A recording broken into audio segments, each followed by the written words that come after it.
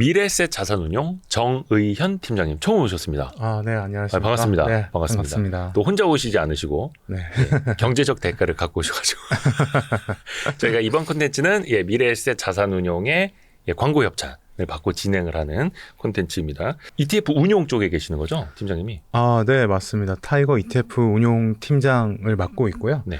저희 국내 그리고 해외 여러 주식형들 맡아서 이제 네. 하고 있습니다. 네. 팀장님 혹시 외람된 질문입니다만 네. 핸드폰 뭐 쓰세요?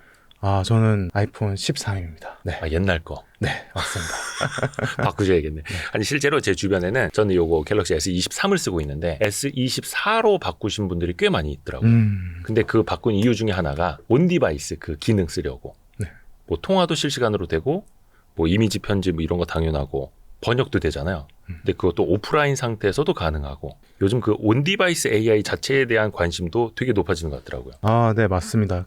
올해가 바로 이제 온디바이스 AI의 원년이다라고 이제 표현을 할 수가 있을 것 같습니다. 내가 사용하고 있는 PC, 노트북, 그리고 특히나 이 스마트폰 이런 디바이스에 이제 AI가 이제 탑재가 되고 네. 나에게 이제 커스텀 되어서 이제 활용이 된다는 것. 그래서 이런 나의 친숙한 디바이스에 AI가 들어간다는 것 자체가 이제 AI가 일상생활에 이제 일상화가 된다. 일상으로. 네.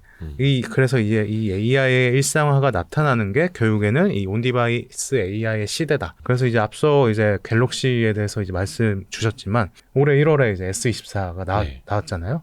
그래서 이 기록적인 판매량을 이제 보여주고 24년 1분기 이제 글로벌 스마트폰 판매량을 보면 이제 애플을 다시 제치고 1위로 올라섰습니다.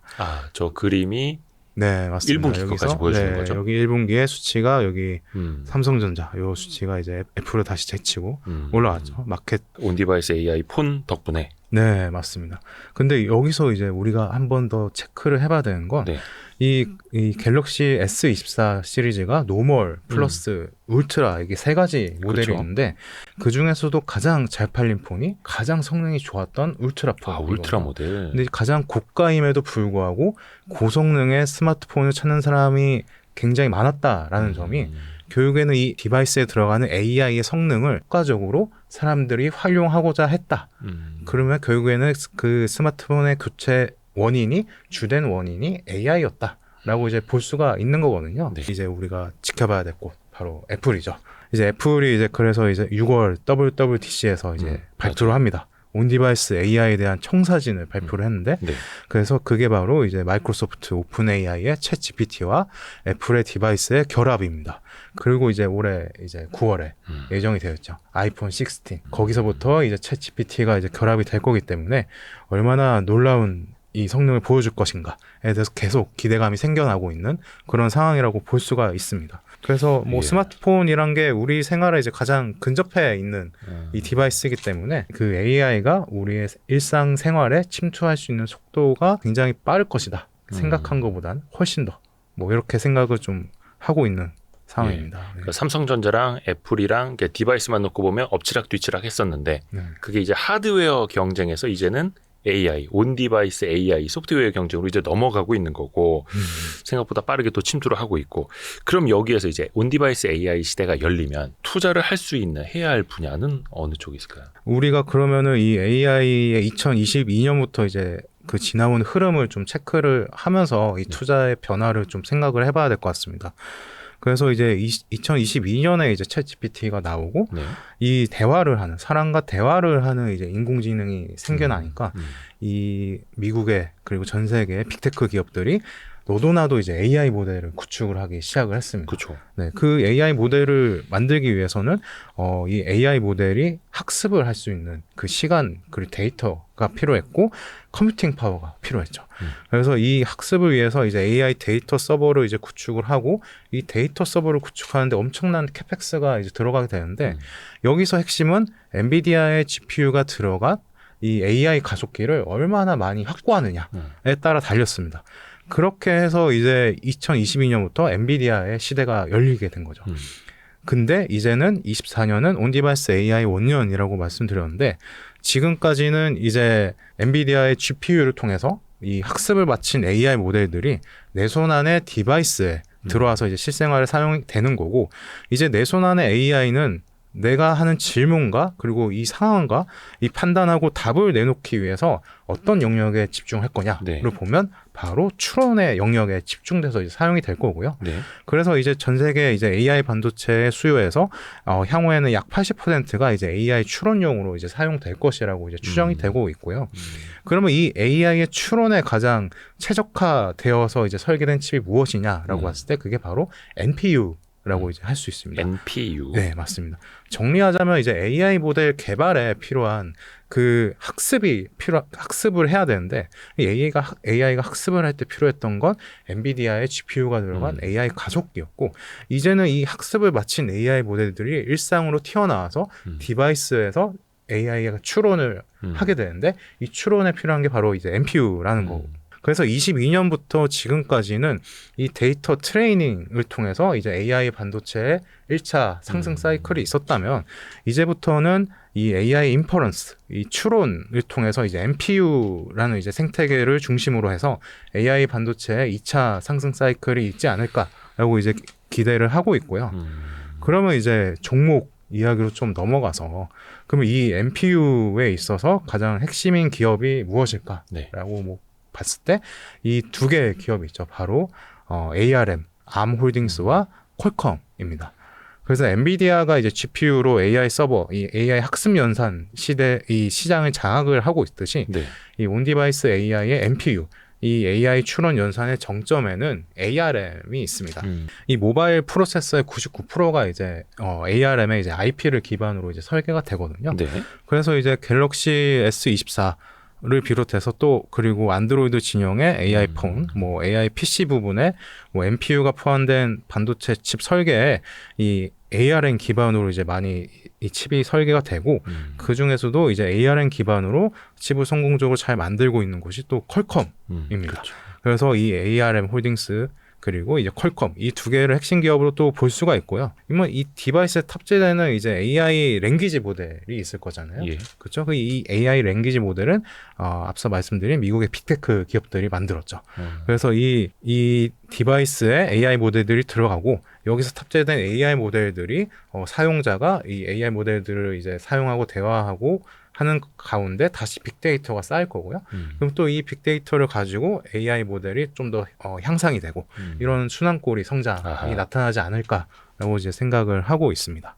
그래서 그 설계 기반은 ARM. 네, 그리고 맞습니다. 그 설계 기반을 바탕으로 만들어지는 칩이 이제 퀄컴 칩이 되는 거고요. 네, 맞습니다. 또 하나 빠질 수 없는 게 앞에서 잠깐 이제 애플 네, 이야기를 그렇죠. 해주셨는데 애플이 그 WWDC 그러니까 개발자 회의에서 발표한 게 애플 인텔리전스였습니다. 네. 요 개념도 좀 쉽게 설명 좀 부탁드릴게요. 네, 그렇죠. 온디바이스 AI 산업이 얼마나 빠르게 성장할 것인가, 우리 생활에 침투할 것인가를 봤을 때 이거를 앞당길 핵심 기업이죠, 뭐 애플이죠. 네, 네. 그렇죠. 그래서 이제 이 6월 11일에 열렸습니다. 네. 이제 애플의 이제 WWDC 2024에서 이제 개인용 인공지능 시스템 AI 인텔리전스, 애플의 인텔리전스가 이제 공개가 되는데 아이폰, 아이패드, 맥 그리고 이런 애플 전 제품에 이제 하반기부터 이제 적용이 될 건데 뭐 아이폰 기준으로는 15 시리즈부터 이제 애플의 인텔리전스가 사용이 가능해집니다. 그래서 이제 결국에는 신규로 나올 애플 상품에 대한 교체 수요가 크게 증가할 것으로 기대가 되거든요. 저도 이제 애플 팀장님처럼 13 시리즈 쓰기 때문에 옛날 거 쓰는 사람들 교체할 때가 됐습니다. 이제 AI가 탑재된 걸로 이제 바꾸고 이왕 싶어하는 거죠. 바꿀 사실. 거 온디바이스 AI로. 네, 맞습니다. 저게 이제 스마트폰 시장이죠. 네, 스마트폰 시장이 네. 더 이상 성장을 못 하고. 글로벌 스마트폰 출하량인데 2016년에 고점을 찍었습니다. 맞아요. 그리고 2023년 작년까지 계속 8년간 하향세를 보여주고 있는 상황입니다. 그동안 이제 스마트폰을 보면 기본적인 시스템 속도라든지 뭐 카메라 성능이 조금씩 발전했는데 그런 이 인핸스드된 정도 가지고는 교체 수요를 크게 자극할 만한 진화는 없었다고 이제 보여집니다. 그러니까 뭐 디스플레이 좋아지고 카메라 좋아지고 거기까진 좋은데 네. 그것 때문에 굳이 폰을 막 1, 2년에 한 번씩 바꾸지는 않는. 그렇죠. 특히 이제 나이 드신 분들도 뭐 핸드폰을 이렇게 요즘에 자주 바꾸지 그렇죠. 않잖아요. 뭐한 3, 4년 써도 쌩쌩하니까. 요즘 성능이 좀 좋아져서 네. 또 그동안 이제 8년간 부진했던 스마트폰의 이제 그 교체 수요가 폭발적으로 올해부터 나타날 수가 있다라는 점이거든요. 그러면 이제 가장 수혜를 어디서 볼 것인가? 결국 애플인 거고. 근데 그 애플이 또 결국엔 이제 온디바이스 AI의 시대를 앞당겨서 AI가 우리 일상화에 그 빠르게 다가올 수 있게 하는데 가장 큰 또 공을 세울 기업이기도 한 거고요. 그렇죠, 애플이. 네. 그리고 이제 뭐 애플 같은 경우에는 디바이스에 들어가는 이제 NPU를 포함한 그 시스템 온 칩 SoC도 ARM 홀딩스의 이제 IP 기반 하에 직접 또 설계까지 하기 때문에 네. 뭐 그런 애플에 대한 수혜도 당연히 더 커질 거고 뭐 계속 시장에 대한 기대감도 있는 상황이라고 볼 수 있습니다. 애플은 ARM 그 설계 기반 하에서 칩을 또 만드는 거고요. 설계하는 네, 맞습니다. 거고요. 모바일 쪽에서 애플을 빼놓을 수 없다면 PC 쪽에서는 마이크로소프트 빼놓을 수 없잖아요. 네, 특히 그렇죠. 이제 오픈 AI랑 같이 협업을 네. 하고 있고 그 코파일럿도 어떻게 보면 이제 인터넷 접속이 되지 않은 상태에서도 온디바이스 AI로 PC에서 활용할 수가 있는 거잖아요. 네, 맞습니다. 그것도 좀 설명해 주세요. 그 코파일럿은 이제 마이크로소프트 오피스 앱, 뭐 엑셀이나 이런 오피스 앱에서 생성형 인공지능을 이제 사용할 수 있는 네. 기능이거든요. 그럼 코파일럿이 이제 뭐 우리가 업무를 하면서 이메일이나 뭐 회의 내용, 뭐 그리고 여러 문서들을 요약해 줄 수 있고 우리가 작성하고 싶은 문서에 뭐 기반을 알려주면 문서의 초안도 작성해주고 뭐 이메일도 작성해주고 뿐만 아니라 영상 우리 요즘 영상의 시대잖아요. 네. 이 영상의 내용도 요약을 해줍니다. 아. 그래서 이 굉장히 편의성이 굉장히 그 증가하면서 업무의 생산성을 드라마틱하게 이제 올려줄 수 있을 거라고 이제 평가를 받고 있고요. 작년 말부터 이제 대기업이나 학교, 연구소 이런 쪽에 이제 대상으로 서비스를 시작을 이미 했습니다. 맞아요. 그래서 그 향후에는 우리 키보드에도 이제 윈도우 키처럼 그 코파일럿 AI 키가 이제 바뀌어서 그게 들어간다 나올 거예요. 하더라고요. 네, 그게 바뀌어서 이제 나오게 될 거고요. 이제 윈도우 키가 아니라 코파일럿 키로. 네, 네. 네. 세상이 달라지는 거죠. 그러면 이제 PC나 노트북에도 이 AI를 활용하기 위해서는 NPU가 이제 많이 탑재가 되어야 한다는 점이거든요. 그래서 뭐 인텔, AMD, 퀄컴 뭐 이런 주요 기업들의 이제 NPU가 탑재된 AI PC 노트북이 이제 계속 나올 테고 스마트폰보다도 사실은 이 수요 하향세가 더 심했던 분야가 PC, 그쵸, 노트북이죠. 예. 사실 요즘에는 진짜 이거를 교체하는 사람을 보기가 좀 힘들 정도로.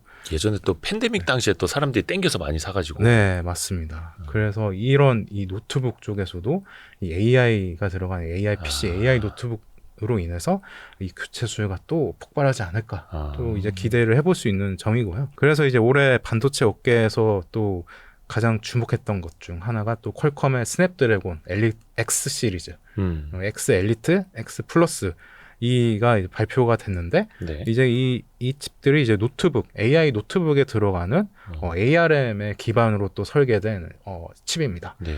그래서 뭐 애플의 기존 뭐 M3나 뭐 인텔 등의 그 전의 칩보다도 인상적인 성능을 보여줬거든요.